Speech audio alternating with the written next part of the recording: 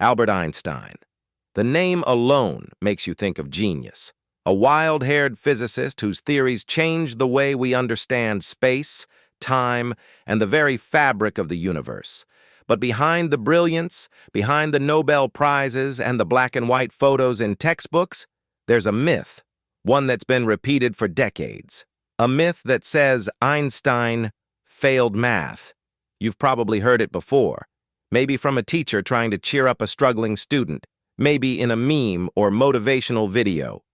Don't worry, they say. Even Einstein failed math.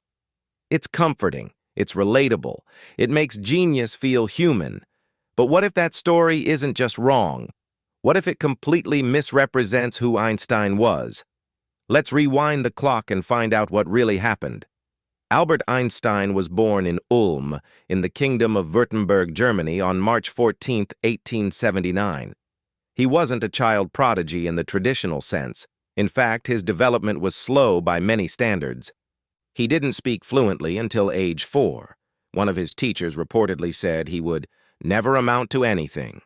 Einstein wasn't quick with words, wasn't interested in memorizing facts, and often ignored the rules of classroom behavior. But he was curious, deeply, obsessively curious about how the world worked. That curiosity would lead him far beyond the walls of any classroom. The myth that Einstein failed math seems to have started with a single, sloppy mistake. A 1935 column in Ripley's Believe It or Not. The publication stated that Albert Einstein had flunked mathematics as a child. That's it. One line in a syndicated novelty column. But because it was printed in a popular publication and repeated again and again, it took on a life of its own. People didn't question it. After all, it made Einstein more relatable. It humanized him. And soon, it was being repeated in classrooms, media interviews, and even official school materials. A story created from an error became embedded in global popular culture, but the truth is far more fascinating. Einstein was a strong student. When he was just 12 years old, he taught himself algebra and Euclidean geometry over a single summer. By the age of 13, he was reading and understanding complex texts like Kant's Critique of Pure Reason. At 15, he had mastered calculus, a subject many university students struggle with. He loved mathematics. He wasn't just good at it, he was ahead of his time. So how did Ripley's get it so wrong? It turns out the confusion came from a misunderstanding of the Swiss grading system. When Einstein was a teenager, he attended a school in Aarau, Switzerland, before enrolling at the prestigious Swiss Federal Polytechnic in Zurich. In his school, grades ranged from 1 to 6, with 6 being the highest. Einstein received mostly 5s and 6s, excellent marks. But when someone unfamiliar with the Swiss system saw those grades, they assumed 1 was the best and 6 was the worst. Inverting the scale made Einstein's top grades look like failing scores. The error was innocent, but the consequences lasted generations. Even Albert Einstein himself addressed the myth. In an interview later in life, he said, "I never failed in mathematics. Before I was 15, I had mastered differential and integral calculus." His words were direct and sincere.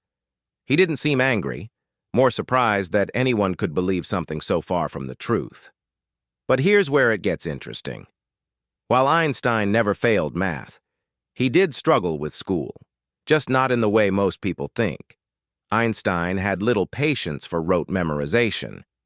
He found it pointless to repeat facts without understanding the deeper principles behind them.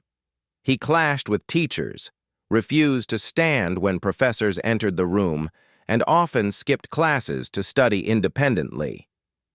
He wasn't disrespectful. He just didn't believe in blind obedience to authority. As a result, he gained a reputation as a difficult student. When he applied to the Swiss Federal Polytechnic in 1895 at the age of 16, a year younger than most applicants, he passed the math and science portions of the entrance exam with flying colors. But he failed the language, biology, and general knowledge sections. Because of this, he wasn't admitted immediately. Instead, he was advised to spend a year completing secondary education in Aarau, where he excelled. The following year, he was accepted into the Polytechnic. So yes, Einstein technically did fail an entrance exam, but not because he was bad at math. In fact, the Polytechnic's professors were so impressed with his mathematical brilliance that they recommended he reapply. And when he did, he was accepted without hesitation. Einstein's college years weren't smooth sailing either. He often skipped lectures, clashed with professors, and relied on classmates' notes to pass exams. But again, it wasn't because he was lazy or incapable. It was because he had already moved beyond the material. He was thinking at a higher level, questioning assumptions, exploring theories his teachers hadn't even considered. He wasn't a bad student. He was just a different kind of learner. After graduation, Einstein couldn't get a job as a professor. His non-conformist attitude had burned some bridges, and academic institutions didn't know what to do with someone who was both brilliant and rebellious. He eventually found work at the Swiss Patent Office in Bern. It wasn't glamorous, but it gave him time to think. And it was during these quiet years at the Patent Office that Einstein produced some of the most revolutionary ideas in the history of science. In 1905, he published 4 groundbreaking papers in what's now called his Annus Mirabilis, his miracle year. One of those papers introduced the theory of special relativity. Another explained the photoelectric effect, for which he would later win the Nobel Prize. All of them were based on mathematics, logic, and physics, and none of them would have been possible if Einstein had actually been bad at math. So why does the myth persist? Partly because it's comforting. The idea that even a genius like Einstein struggled in school gives people hope. It suggests that intelligence isn't about grades or standardized tests. And in some ways, that message is valuable. Many brilliant minds do struggle in traditional academic environments. Many dropouts go on to change the world. But using a false story to make that point doesn't serve the truth, and it disrespects the very person it's trying to uplift. Einstein's story is powerful enough on its own. He was a misunderstood genius, a rebel, and a thinker who questioned everything, including the foundations of physics. He didn't fail math. He failed to fit into a system that didn't know how to nurture someone like him. And that's the real lesson here. It's not about test scores or class rankings. It's about curiosity, passion, persistence. Einstein's life reminds us that true genius isn't just about knowing the answers. It's about asking the right questions.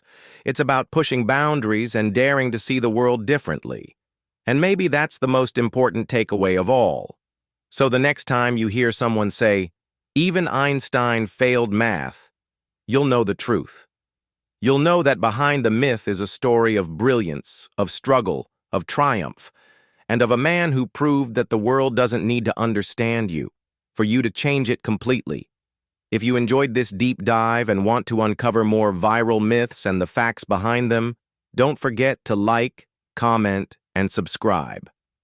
We've got dozens more stories just like this one, all researched, all real, and all here to challenge what you thought you knew.